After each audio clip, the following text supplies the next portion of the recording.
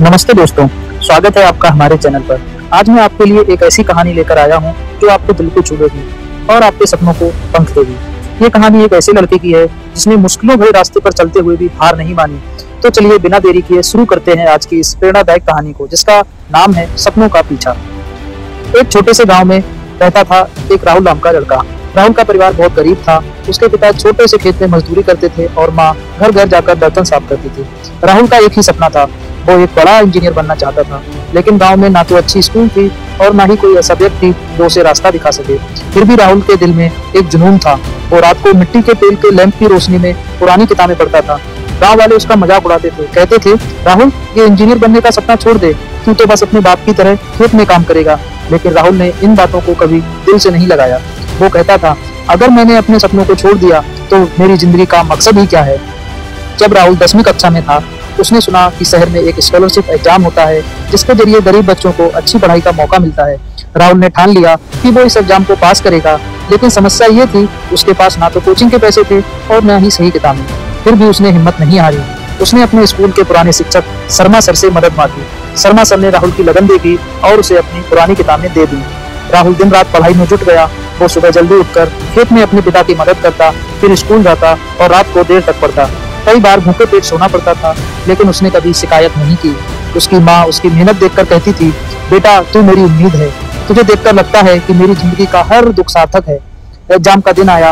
राहुल शहर गया जहाँ सैकड़ों बच्चे उस एग्जाम में बैठे थे। राहुल के पास नए कपड़े भी नहीं थे, उसके जूते फटे थे, लेकिन उसके दिल में आत्मविश्वास था। उसने पूरी मेहनत से पेपर दिया। कुछ हफ्तों बाद रिजल्ट आया। राहुल का नाम टॉप 10 में था। गांव में ये खबर आग की तरह फैल गई। लोग जो कभी उसका मजाक उड़ाते थे अब उसकी तारीफ करने लगे। राहुल को स्कॉलरशिप मिली और उसे शहर के एक अच्छे कॉलेज में दाखिला मिला। लेकिन वहाँ भी चुनौतियाँ कम नहीं थीं। शहर के बच्चों के बीच उसे अपनी बोली, अपने कपड़ों और अपनी गरीबी की वजह से कई बार शर्मिंदगी उठानी पड़ी। लेकिन राहुल ने सोचा, मुझे अपने अतीत पर शर्मिंदगी नहीं, गर्व है, क्योंकि ये मेरी मेहनत की निशानी है। 4 साल की कड़ी मेहनत के बाद राहुल ने इंजीनियरिंग की डिग्री हासिल की। आज वो एक बड़ी कंपनी में इंजीनियर है। उसने अपने गांव में एक छोटी सी लाइब्रेरी बनवाई ताकि वहां के बच्चे भी अपने सपनों को सच कर सके। राहुल कहता है, सपने वो नहीं जो रात को सोते वक्त देखे जाते हैं, सपने वो हैं जो आपको सोने ना दें। इस कहानी से हमें क्या प्रेरणा मिलती है? दोस्तों, राहुल की कहानी हमें सिखाती है कि जिंदगी में मुश्किलें तो आएंगी, लेकिन अगर आपके पास जुनून और मेहनत का हथियार है तो कोई भी सपना असंभव नहीं है। लोग आपका मजाक उड़ाएंगे, हालात आपको पीछे खींचेंगे, लेकिन अगर आप अपने सपनों पर भरोसा रखेंगे तो एक दिन दुनिया भी आप पर भरोसा करेगी। तो आज ही अपने सपनों का पीछा शुरू करें।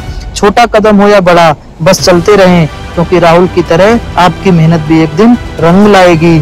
अगर आपको ये कहानी पसंद आई तो इसे लाइक करें, अपने दोस्तों के साथ शेयर करें और हमारे चैनल को सब्सक्राइब करें।